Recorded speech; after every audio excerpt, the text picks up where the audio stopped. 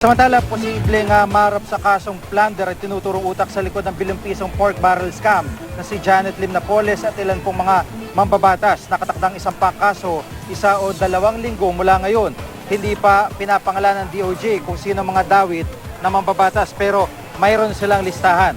Ang Interagency Anti-Graft Coordinating Council o IAGCC ang mag-iimbestiga sa kaso.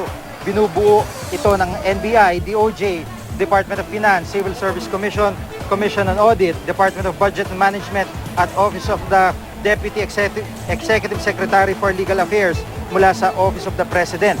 Pamumunuan naman ito ng Ombudsman. Pagtitiyak ni Ombudsman Conchita Carpio Morales, wala silang sasantuin kahit kaalyado ng administrasyon. Narito naman po iba pa mga balita.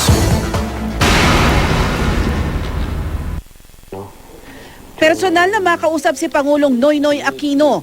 Yan ang hiling ng National Democratic Front o NDF.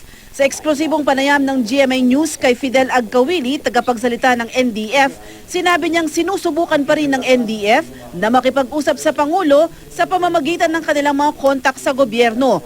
Gusto kasi nilang malaman ng tunay na saloobin ng Pangulo sa peace talks sa pagitan ng gobyerno at Communist Party of the Philippines, New People's Army at NDF. Mula kasi nang maupo si na Presidential Advisor on the Peace Process Teresita Quintos Deles at Government of the Philippines Peace Panel Chairperson na si Alex Padilla, tila binaliwala na umano ang mga unang napagkasunduan sa kanilang peace talks. Umaasa silang may mapagkakasunduan na sa peace negotiations. Wala pang komento ang palasyo kaugnay nito.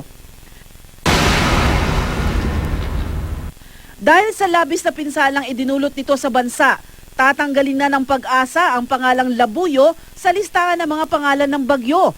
Ayon sa Pag-asa, umabot sa higit 1.4 billion pesos ang pinsalang iniwan ng bagyong Labuyo na may international name na Yutor. Nag-iwan din ito ng 11 patay, 7 sugatan at 3 nawawala. Ginagawa ang pagdecommission o pagtanggal ng pangalan ng bagyo sa listahan ng Pag-asa kapag lumagpas sa 1 bilyong piso ang pinsalang iniwan nito. Ana Mari Balane Fuduranan, GMA News.